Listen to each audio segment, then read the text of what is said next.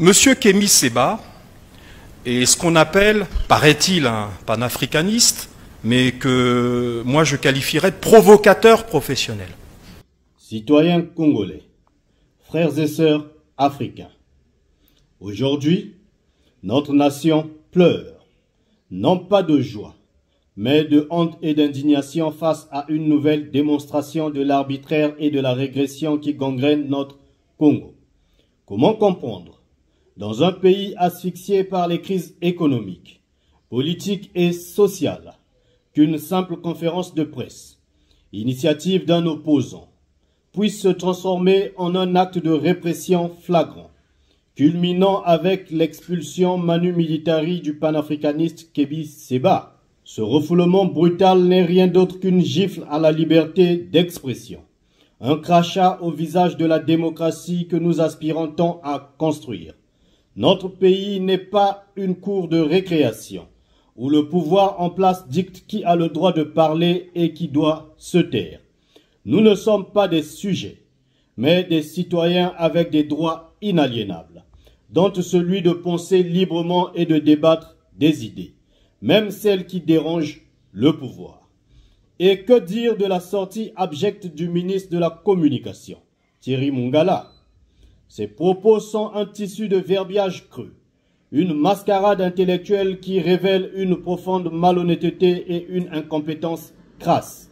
Ce ministre, qui depuis des années sévit à la tête d'un ministère qu'il a contribué à déstructurer, ose nous servir une comédie digne des plus mauvais feuilletons. Il qualifie Kémy Séba de provocateur professionnel. Quelle ironie amère! N'est-ce pas plutôt ce gouvernement, englué dans ses contradictions et ses mensonges, qui excelle dans la provocation permanente à l'égard du peuple congolais, qui sont les véritables provocateurs, ceux qui dénoncent l'injustice et l'impéritie, ou ceux qui s'accrochent au pouvoir par la force et la manipulation?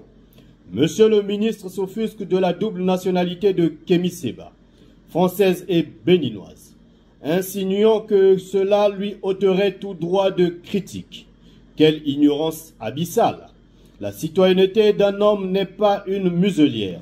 Avoir un passeport ne signifie pas renoncer à son esprit critique, à sa conscience politique, à son engagement pour la justice et la dignité humaine.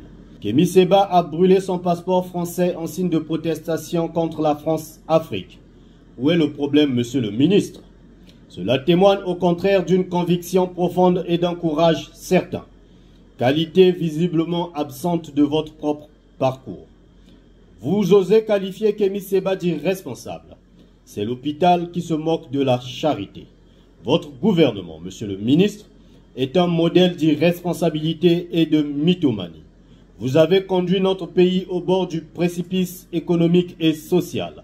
Et vous osez donner des leçons de responsabilité à ceux qui dénoncent vos turpitudes.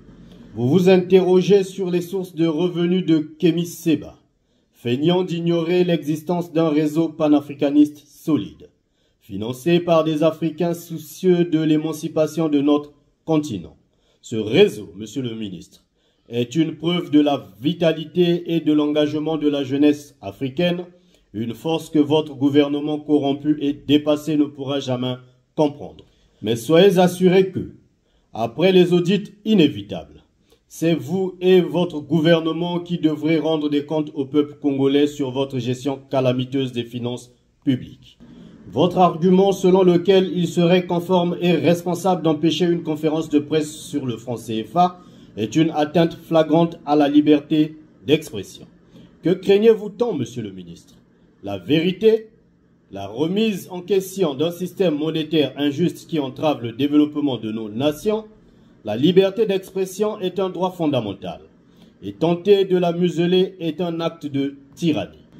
Votre tentative grotesque de justifier cette censure en évoquant un prétendu délit de critique de la monnaie est risible et affligeante.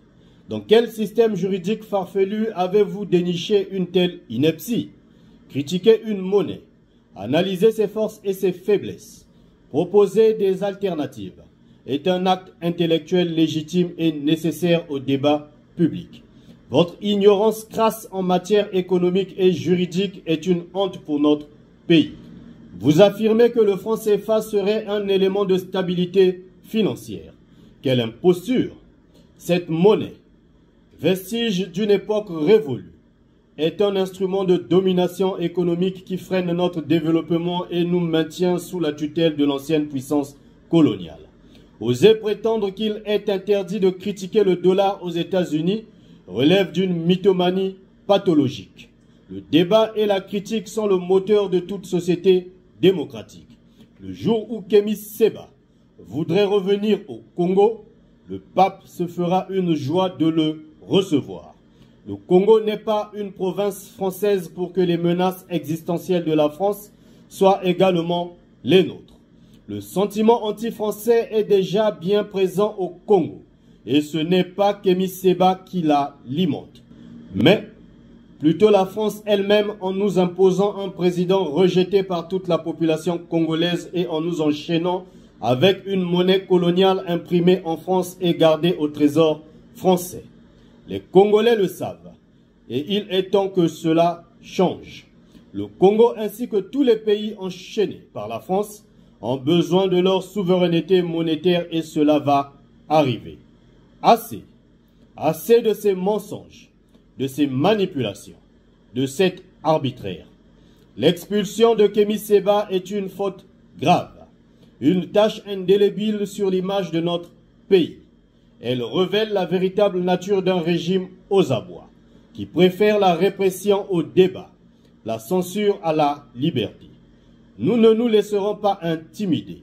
Nous continuerons à nous battre pour la liberté d'expression, pour la justice, pour la dignité.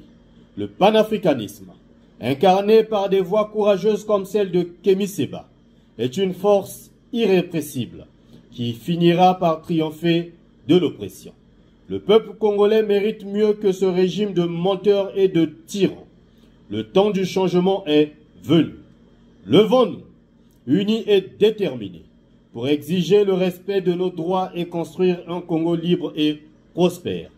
La lutte continue, la patrie ou la mort, nous vaincrons. Pour le parti du peuple, Castelin Cédric Balou.